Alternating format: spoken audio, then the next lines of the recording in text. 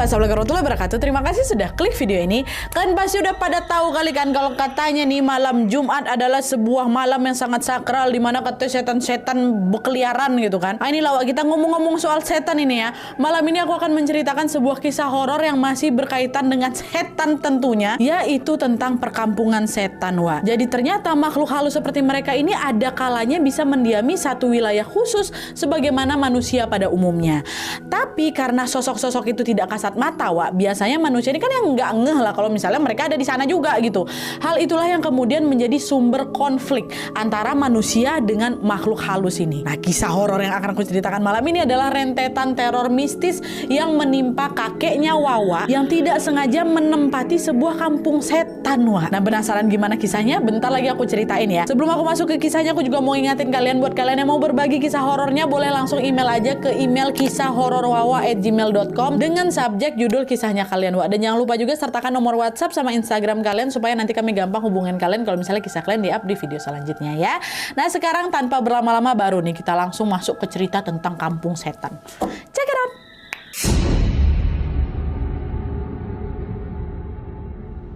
Oke, Wak, jadi kisah yang akan aku ceritakan malam ini dikirim sama Wak kita yang bernama Caca dari Jawa Timur. Halo Caca. Nah, jadi Wak, kisah horor ini menimpa keluarga besarnya Caca, dimulai dari kakeknya dan terus berlanjut hingga ke generasi berikutnya.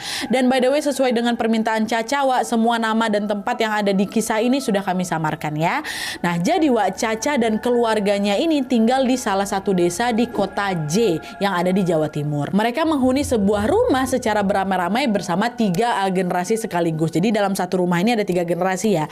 Pertama ada kakek neneknya Caca yang kita kasih aja namanya Mbah Parjo dan Nek Suri. Terus yang kedua ada keluarga budenya Caca namanya Bude Santi. Terus yang ketiga ada keluarga Mama Wiwin atau mamanya Caca bersama dengan keluarganya juga. Nah, rumah yang mereka tempati itu pertama kali dibeli sama Mbah Parjo sekitar tahun 1940-an.